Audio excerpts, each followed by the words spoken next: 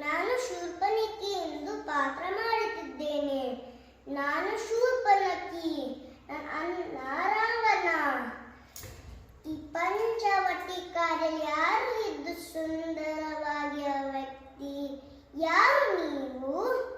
ನಮಸ್ತೆ ತಾಯಿ, ನಾನು ಶ್ರೀರಾಮ. ಇವಳು ನನ್ನ ಪತ್ನಿ ಸೀತೆ. ಇವನು ನನ್ನ ತಮ್ಮ ಲಕ್ಷ್ಮಣ.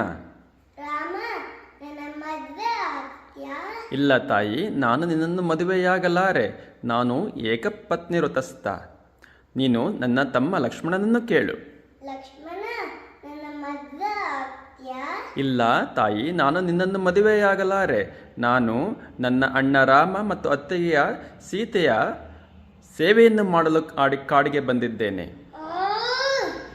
ಯಾರು ಮದುವೆ ಆಗಲ್ವಾ? ಈ ಕಾರಣ ಆ ಸೀತೆನ ಕೊಂದು ತಿನ್ಬಿಡ್ತೀನಿ. ನಿಲ್ಲು ನಿಲ್ಲು ನಿಲ್ಲು ಶೂರ್ಪನಖ.